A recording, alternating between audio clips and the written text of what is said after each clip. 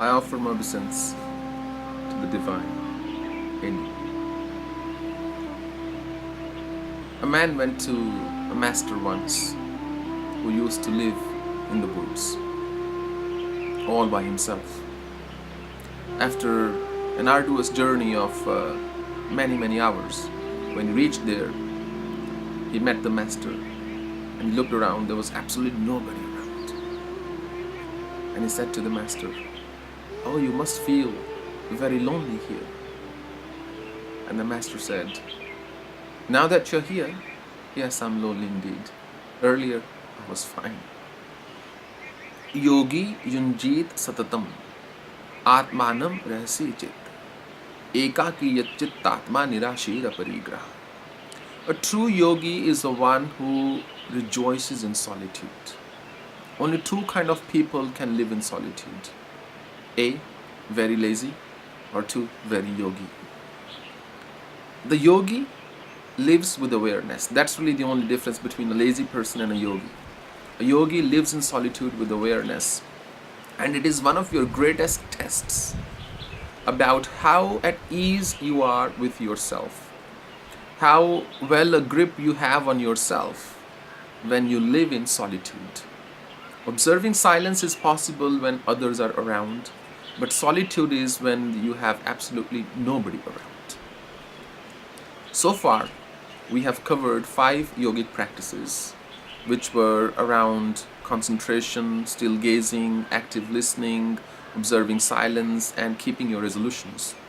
The 6th one today I'm talking about, it's called Ekanta, or solitude.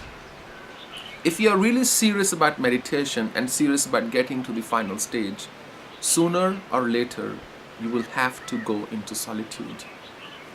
Whether you're prepared to go into solitude, that's something you have to find out. And a good way of finding out is be in solitude for, let's say, 24 hours. In that 24 hours, you should not be meeting anybody at all. No interactions of any kind with anybody whatsoever. Just be in your own company. Ideally, not even a book. And see how happy you are in your own company. If you are not happy in your own company, if you get bored in your own company, how can the world be happy in your company? It's something to think about. Often what happens, we are bored with ourselves, from ourselves, and we keep going outside searching for somebody who will make us happy, searching for somebody who's going to give us that glimpse of happiness, searching for somebody who will help us come out of that boredom. That's why we are always either socializing or watching movies or surfing, going online or being active on social media or talking all the time, and so on. That's why we crave for somebody's company, because we are bored with ourselves. To really get past this boredom, bore yourself really hard, and the way to do that is solitude. When you go into solitude, let's say you're lucky enough to go into solitude of 7 days or more, in the beginning you will find it's depressing. You will get really bored, you will experience great restlessness, you will find it depressing. But when you stay in solitude and you stay that way, what you will discover is that it will get better, and then you won't feel as depressed, and sort of a calm will start to engulf you. And ideally, practicing 40 days of solitude is what's recommended. As I was mentioning in my last video, personally I went into solitude of complete solitude of 100 days when I was in the woods in the Himalayas. But for those of you who cannot afford to take that much time off or don't have that kind of arrangement, maybe you can take up a smaller period of solitude. Go lock yourself in a room, and hopefully it has an attached washroom.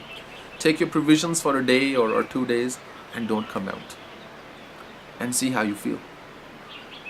Gradually, when you do this repeatedly, you will learn to love yourself, and you will learn how to enjoy in your own company. And that's the key. The day you start to enjoy your own company, you are pretty much ready to meditate, because meditation is being in your own company and being okay with it, not being sad and not being excited either, just being at peace, just being blissful, just being okay with it. After all, that's what meditation is. So I hope this was helpful. In my next video, I'm going to cover the last yogic practice of uh, in this series of 7 yogic practices, the practice of letting go. We'll talk about that in the next one.